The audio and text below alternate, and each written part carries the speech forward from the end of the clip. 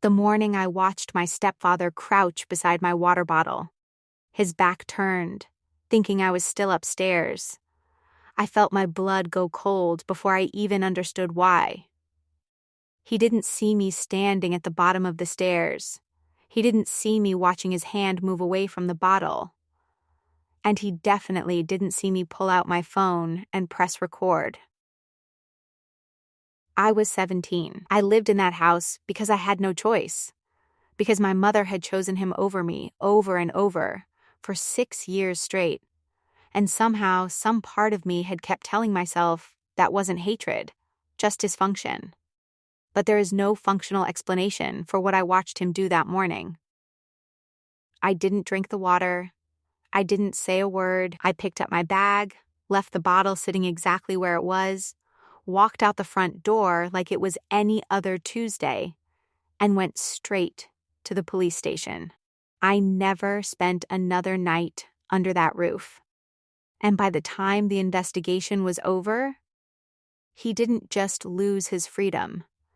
He lost everything my mother had ever signed her name to as well. Hey, before I get into this, drop a comment telling me where in the world you're watching from. I want to see how far this story travels. And if you haven't subscribed yet, do it now, because this one gets darker before it gets satisfying. My name doesn't matter. What matters is that I grew up in a house where I was the problem, at least. That's what I was told often enough that I almost believed it. My mom met Dennis when I was 11. My dad had been out of the picture since I was 6. Not dead, just gone, the slow disappearing kind.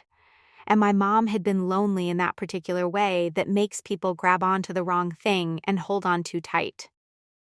Dennis was charming. He had this way of laughing at everything my mom said like she was the funniest, most brilliant woman alive. He brought flowers. He fixed the leaking faucet my mom had been ignoring for 2 years. He called me kiddo and ruffled my hair and said things like, "Your mom talks about you constantly in this warm voice that I wanted so badly to trust." Within a year, he'd moved in. Within 2, they were married.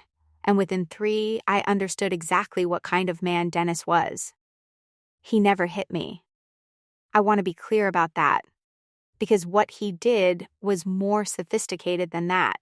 It was the kind of cruelty that leaves no marks. He criticized everything. My grades, my posture, the way I chewed, the friends I chose, how long I spent in the shower, the music coming from my headphones. Nothing I did was right. Nothing I did was enough. And when I brought it to my mom, she would look at me with this tired, slightly irritated expression and say, "He means well. You're too sensitive." I learned to stop bringing it to my mom. By 15, I had essentially gone quiet in that house. I did my homework. I ran in the mornings. It was the 1 hour of the day that was mine, just pavement and music and moving air. And I stayed out of Dennis's way, as much as a person can stay out of someone's way when that person controls the thermostat, the grocery list, and your mother's entire perception of reality. My 16th year was when the comments shifted, less about my behavior, more about my body, the way I dressed, whether my running clothes were appropriate, whether I was trying to get attention. My mom heard some of it and said nothing. Dennis said these things at the dinner table like they were reasonable observations, and my mom passed the salad. I started locking my bedroom door. I started keeping a journal, hidden inside a biology textbook, because some part of me knew, the way you know things before you have evidence, that documentation might matter someday. I turned 17 in March. By June, something had shifted in the air of that house in a way I couldn't name, but could absolutely feel. Dennis had become watchful. Not his usual critical surveillance, something else. Quieter, more deliberate. And then came that Tuesday morning. I was supposed to leave for my run at 6:15. I came downstairs at 6:09, in socks. Quiet without meaning to be. Dennis was in the kitchen. His back was to the staircase. My filled water bottle was on the counter. I'd prepped it the night before, like always, and his hand was moving away from it with this small, almost casual motion that didn't match anything. He straightened up when he heard me hit the bottom step. Smiled. "Morning, kiddo. You're up early." I looked at the bottle. I looked at him. I said nothing. I picked up my bag. I left the bottle on the counter. I walked out the door. And I did not go to the running trail. I walked the 11 blocks to the police station in my running shoes and a dry mouth, replaying the footage on my phone the entire way. The video wasn't perfect, shot from a bad angle, slightly blurry, but you could see his hand. You could see the bottle.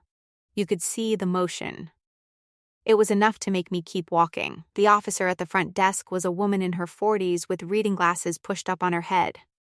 I told her I thought someone had put something in my water. I showed her the video. I watched her expression change, not dramatically, but in that specific way trained professionals shift when something moves from routine to not routine. She asked me to sit down. She asked me if I was safe. I told her I hadn't gone back to the house. "Good," she said. "Stay here." Within 40 minutes, I was in a room with 2 detectives, a Child Protective Services intake worker, and a cup of terrible coffee I held with both hands because I needed something to grip. I answered every question. I told them about the 6 years, the comments about my body, the locked bedroom door. I told them about my journal, still in the house, inside the biology textbook, 3rd shelf of my bookcase. One of the detectives wrote that down without blinking. They sent a unit to the house. My mother called my cell phone 4 times while I sat in that room. I let it go to voicemail each time. I wasn't ready for her voice yet. I wasn't sure what version of her would be on the other end, the mother I occasionally glimpsed, or the woman who passed the salad. The water bottle was retrieved from the counter untouched. That was the first piece of luck. Dennis hadn't moved it or poured it out.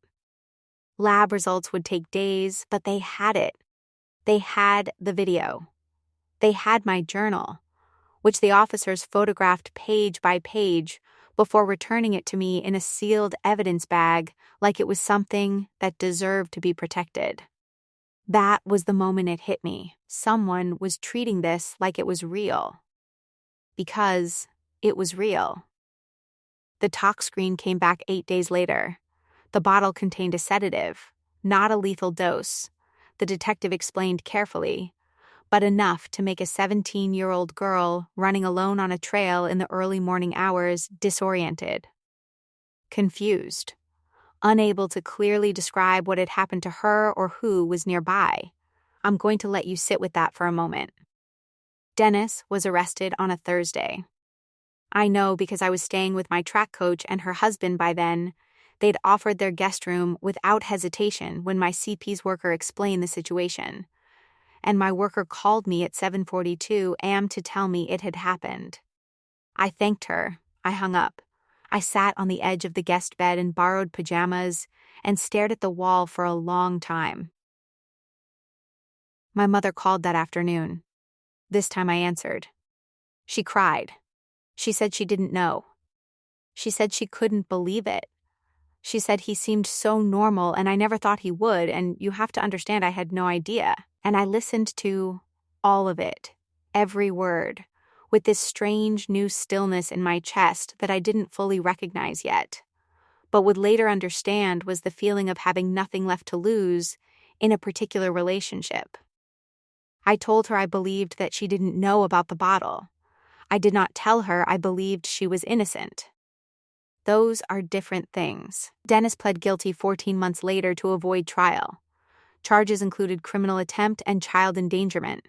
He received 4 years, with the possibility of parole cut down by the judge after my victim impact statement, which I wrote myself, in one sitting, the same way I used to write in that journal.